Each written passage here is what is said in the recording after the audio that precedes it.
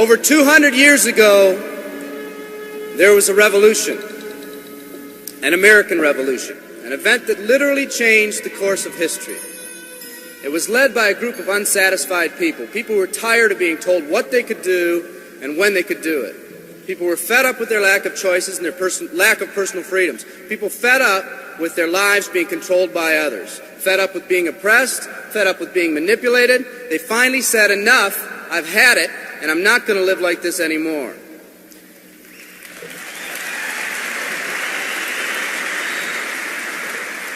Our ancestors were people that took full responsibility for what happened to them. It was that spirit that ignited a country and formed what is now a giant in the free world.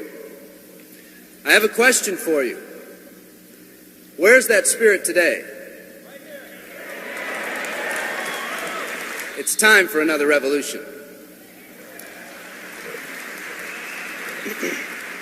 Let me explain one of the laws of the universe. It's called the law of use, and it says simply this: whatever you don't use, you lose. Lack of use causes loss.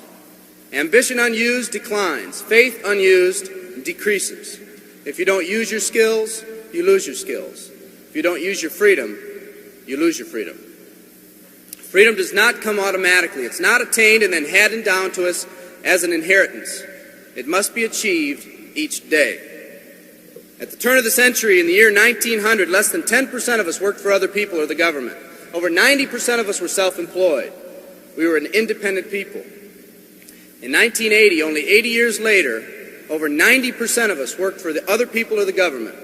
Less than 10% of us were self-employed. We changed from an independent people to a dependent people.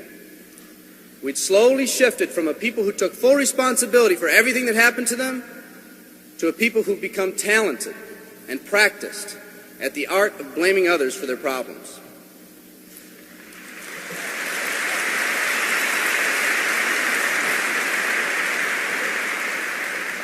Our giant has fallen asleep. Our forefathers didn't say, who's going to take care of me?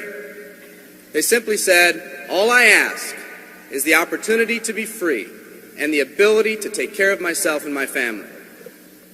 Today, we elect officials who will, quote unquote, take care of us.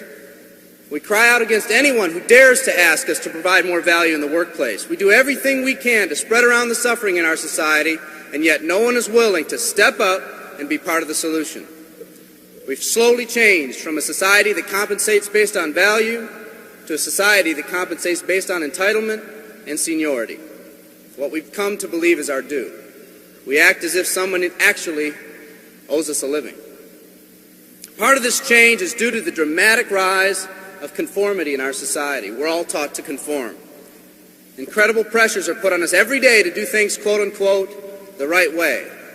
And yet no one asks the question, is this really the right way? A man once said, I'm just a collection of mirrors reflecting what everyone expects of me. We live our lives to please those around us, and the scary thing is, the people around us are doing exactly the same thing. Psychologist Rollo May calls us outer-directed people. We don't act, we only react. We seek not to be outstanding, but to fit in.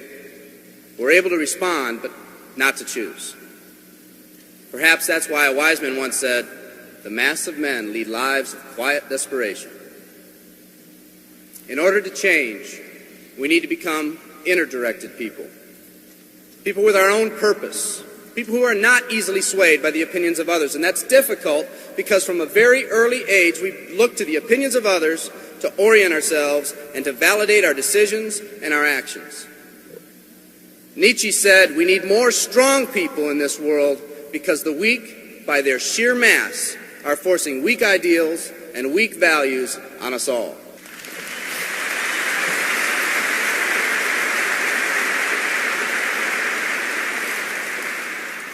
Today's massive social and economic changes are waking this slumbering giant. Some people may not be ready right now for the changes happening today in today's society. It doesn't matter if they're ready or not.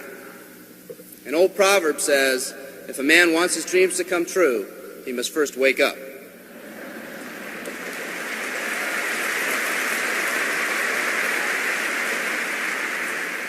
I, for one, am glad for the radical changes in our society because I believe that within that crisis, we will find that independent spirit that once pioneered this country.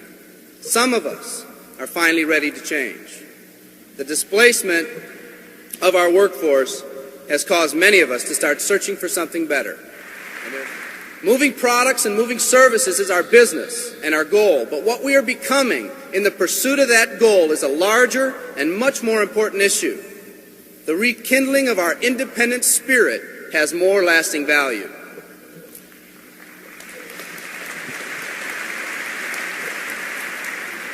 There's no more noble a business than the business that encourages the development of people. Every living organism has one and only one central need in life: to fulfill its own potentialities. The acorn becomes an oak, the puppy becomes a dog, and that's all that's required of the oak and the dog. But the human being's task in fulfilling his or her nature is much more difficult. The reason is, unlike any other living creature on this planet, you've been given the dignity of choice. You'll not grow like a tree. You'll grow only as you plan and choose to grow. When a person chooses to live, two things happen. First, assuming responsibility for themselves takes on a whole new meaning. They accept responsibility not as something they've been saddled with, but as something they themselves have chosen. The second thing that happens is that discipline from the outside is replaced by self-discipline. They accept discipline not because it's commanded, because they themselves have chosen what they want to do with their lives. Just like when the disenfranchised men and women over 200 years ago got fed up and said, "I'm not going to live like this one more day," there's another revolution coming.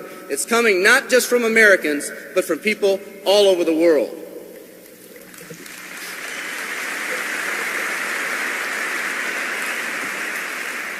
It's coming from people who've been oppressed in meaningless jobs, from people who've been unjustly held back, from people who've been slighted or ignored, from people who've had their hopes crushed time and time again by the circumstances around them, from people who've been playing in a game where the rules weren't the same for everyone, from people whose dreams have almost died by the methodical dripping of negative and pessimistic forces, people who've just been waiting for the right opportunity to present itself, an opportunity that they could hold on to, believe in, a place where people believed in them. I hear the rumbling of this coming revolution every day. The old rules are changing, and society is finally ready for that change. Will people try to persuade you not to rise up? Yes, they will, and sometimes with the best of intentions. But we must fight anyone or anything that tries to influence us against our freedom. And they'll try. Believe me, they'll try.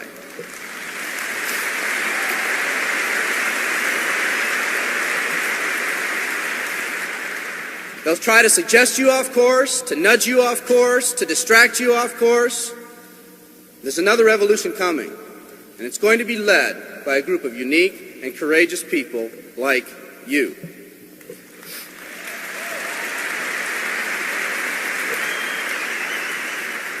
People who've had it with the way things are. People who've picked out their mountain in life and said, "I'm going to the top." And if someone tells you you can't climb mountains, you don't have any experience. You tell them, "I'm going to the top."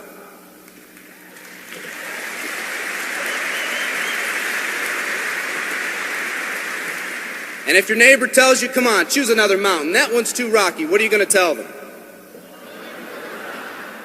And if someone tells you, "Let's go over here where it's not so steep," what are you going to tell them? And if someone says network marketing, what are you going to tell them? And if your friend tells you, "Come on, let's climb this one, that one's too slippery," what are you going to tell them? If anyone tells you you can't go up, it's too rocky, too steep, too slippery, you say, "Listen here, I'm going up. You're either going to see me waving from the top or dead on the side. I'm not coming back."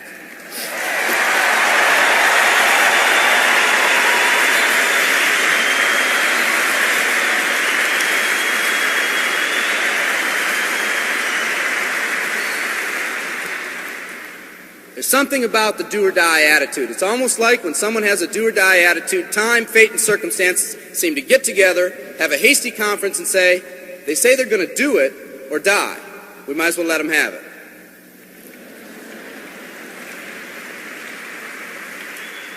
The people in this arena are special. You're special because you've already rekindled that independent spirit. You've already said that you're not going to conform to negative pressures around you. You've all said enough, I've had it, and I'm not living like this anymore. You are the people who want to set big goals and aspirations for yourselves and your families. People who want to live in a country where families are brought together again instead of being torn apart. People who want a country where once again owning your own business and controlling your own destiny is commonplace.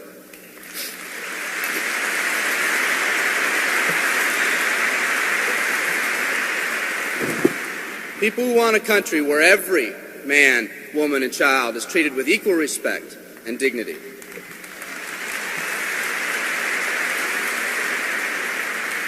People who will pay any price so their families will not live with the legacy of maxed out credit cards and unfulfilled promises.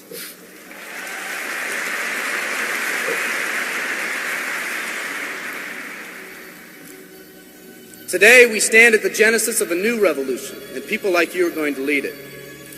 Theodore Roosevelt said these words decades ago, and I think they're particularly appropriate today. He said, "We see across the dangers of the great future, and we rejoice as a giant refreshed. The great victories are yet to be won, the greatest deeds yet to be done. I've dreamt of a company that can give us the opportunity to make these dreams come true by allowing us all to fulfill our own true potential. I love you all. Thank you very much."